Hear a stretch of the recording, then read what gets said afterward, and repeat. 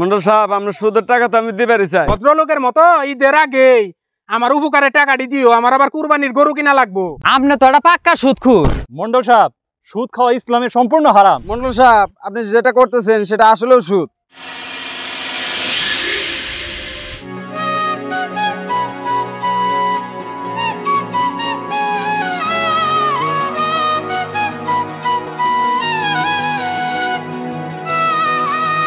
এই দাঁড়া।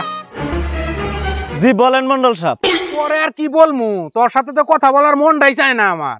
আমি তোর 100 বার কইছি গরিব মানুষ আমার দুইটা চোখকে দেখবার মন ধরে না, আর তুই হেই গরিব মানুষের আমার কাছে টাকা পয়সা নিয়ে দিবি।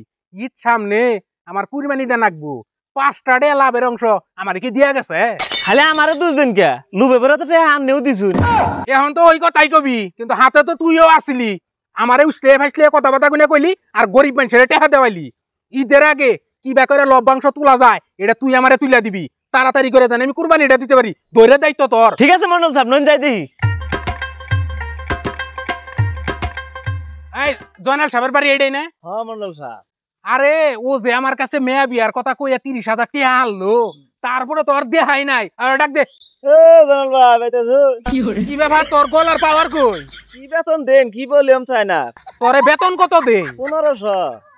যা এইবার আর 500 বাড়াইয়ে 1,500 দিমুনি। হ্যাঁ জানি তো, কোন বাড়ির বউ কেমন দেখা যায় আপনার কাছে তো শিখছি। যাই হোক শুন, এইবার তোর বেতন 500 টাকা নোট 3টা দিমু। এ জনাল ভাই। কি রে, কি ডাক দিলি? বাড়ির ভিতর তখন তো কেউ বাইরে না। আচ্ছা দাঁড়ান, আরেকটা ডাক দিতেছি। এই জনাল ভাই বাইরে বা নাকি বাড়িতে ছেড় ছাই বাইর করে নিয়ামু। আসসালামু আলাইকুম মন্ডল সাহেব। ওয়ালাইকুম সালাম। কি গো বাবু, কয়েকদিন আগে মেয়া বিয়া দেওয়ার কথা কয়ে 30,000 টাকা আনলা, তা হেই উপকারে টাকা তো বাড়ি যে দিয়াইলা না। মন্ডল সাহেব আপনার সুদের টাকা তো আমি দিবারই চাই। এই তুই কি কইলি? সাথীতে গাওতে পেটটা ছান্দা করিলাম একবারে। মন্ডল সাহেবের কাছে টাকা নিয়া তুই যে তোর মেয়া বিয়ে দিলি তাতে তোর উপকার হয় নাই? উপকারের বিনিময়ে মন্ডল সাহেব তুই কিছু উপকারের টাকা দিবি, এটা আবার সুদ হয় কেমনে? মন্ডল সাহেব এটা আমি বুঝতে পারি না, আমার এটা ভুল হয়েছে। তা বুঝবার বাবাকে, খালি তো বুঝবা নিজের বুঝটাই।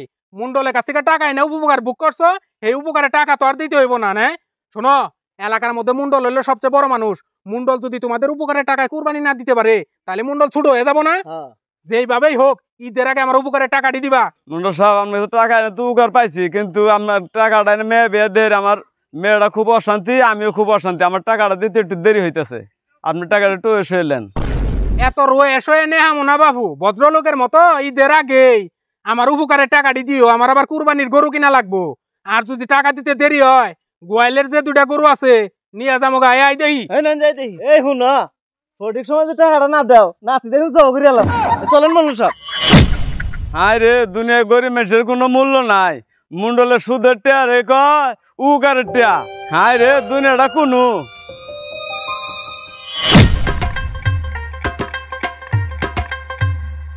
और अभी तो रुको।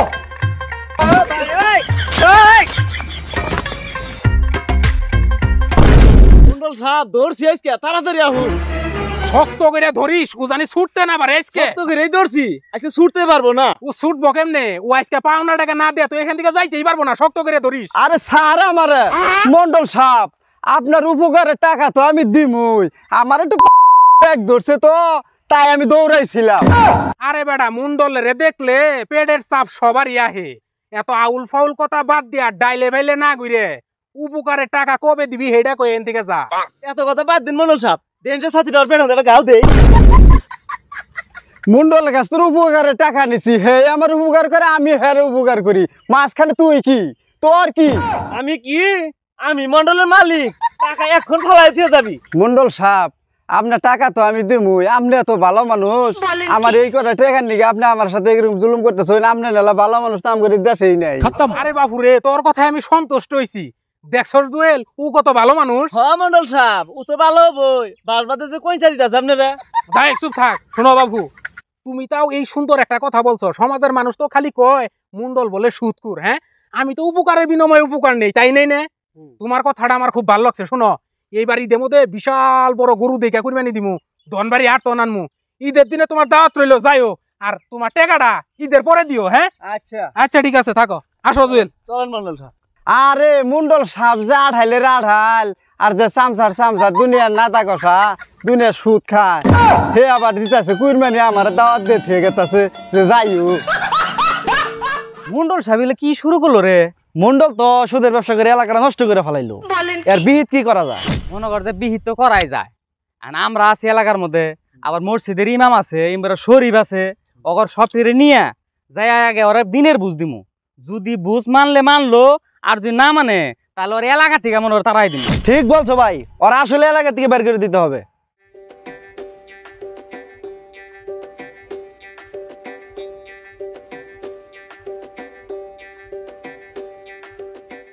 এই জুয়েল জুয়েল কই গেলি? তাড়াতাড়ি আয় রে বেটা, আডের বেলা তো গেল গা।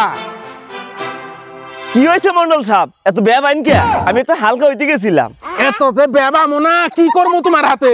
দনবাড়ি মেলার মাঠে গরু রাত দিছে, তাড়াতাড়ি নাও যাই, কুরবানির গরুটা কিনন নাকবো না? তাহলে বই হয়েছেন কে? নইন তাতে আড়ে যাই। তাহলে আই তাড়াতাড়ি আড়ে যাই। আর মানুষে তো উপকারের টিয়া ঠিক ভাবে দিল না রে। জয়নালেরটা তো বাহি আছে, তারপরেও কষ্ট মষ্ট করে ৬০,০০০ টিয়া জুগাইছি। আয় তাড়াতাড়ি আড়ে যাই। দাঁড়ান মন্ডল সাহেব, ৬০,০০০ গরু কিনবেন না ছাগল কিনবেন?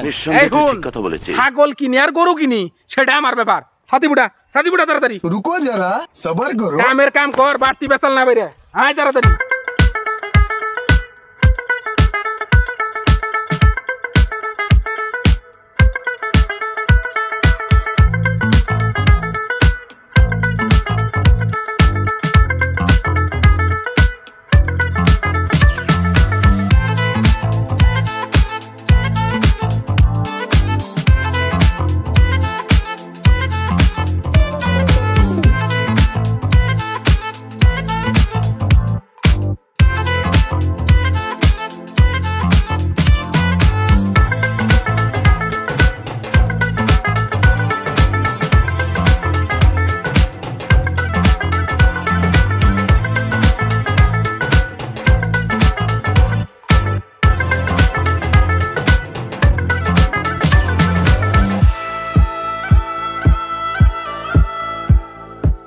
জুয়েল রে, জীবনে আর কুইলাইলো না এই গরু রাট ঘুরে। ৬০,০০০ টাকা এইবার আর গরু মিলা হেলাম না। এইবার বানি এলাকায় মান সম্মান থাকে না রে মন্ডলের। হ মন্ডল সাহেব, বাজারে যে বড় বড় গরু দেখলাম ওই নাকি ৬০,০০০ টাকা দিব। জীবনে একটা বুদ্ধি দেই, নয় জয়নালের গাই গরু যে আছে ওইটাই না কুরবানি দিয়া লাগে। নিঃসন্দেহে তুই ঠিক কথা তাহলে তুই বলেছিস। এই বুদ্ধি দেস? বলেন কি? তাহলে হুন, জয়নালের যে গাই গরুটা আছে না ওইটা গোয়াল থেকে নিয়ে কুরবানি দিয়া লাগে। হ্যাঁ এটি ভালো। আর বাদ বাই যে টেড়া বাবু ওইটা কুরবানি পরে পরিশোধ করি নাকি? দিলি। হ্যাঁ তাহলে কাম কর, দুইজনে তো আর পাবো না, বাড়ির যাইয়ে কাপড় চুপড় পাল্টাইয়ে বিশু নামের যে ছেলেটা আছে না ওরে নিয়ে যায় নাকি? হ্যাঁ এটি ভালো বুঝান। বাদ দে আয়। ভালো করে খাওয়া রে। গরু ৬০,০০০ হইছে, এই ব্যাপারে বড় কথা হবো নি। হ্যাঁ গরু কিনা নিয়ে এলাম, ভালো করে খাও কি যাইরা গরু রে নিয়ে যাবার পাইতাছি না, গুতাগুতি বাজাই দিছে। আগে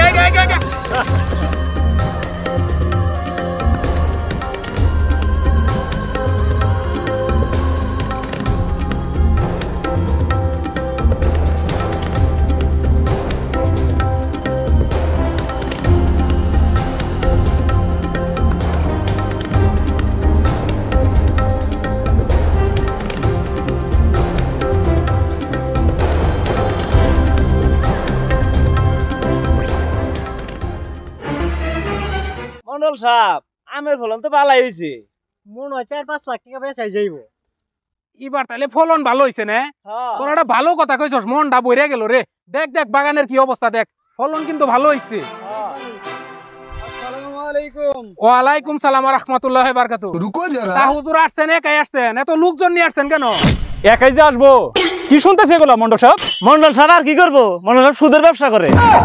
সুদের ব্যবসা করি মানে কানের নিচে মারি একদম কান গরম করে ফেলামু। আমি তো সমাজ সেবা করি। আপনি তো একটা পাক্কা সুদখোর।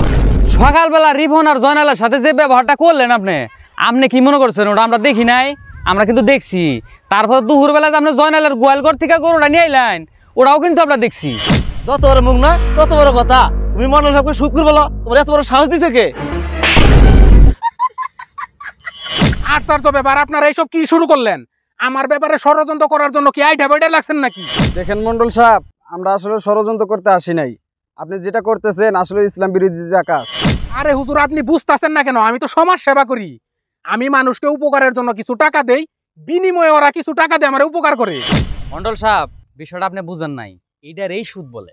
মন্ডল সাহেব, সুদ খাওয়া ইসলামের সম্পূর্ণ হারাম। যদি সমাজে থাকতে চান তাহলে সুদকে আপনার না বলতে হবে মন্ডল সাহেব। আচ্ছা হুজুর, এরা যে কথাগুলা বলতেছে সত্যি কি আমি সুদ খাই? মন্ডল সাহেব, আপনি যেটা করতেছেন সেটা আসলেও সুদ। অন্যের হক নষ্ট করে সে টাকা দিয়ে যদি আপনি কুরবানি দেন, সে কুরবানি কখনো হবে না।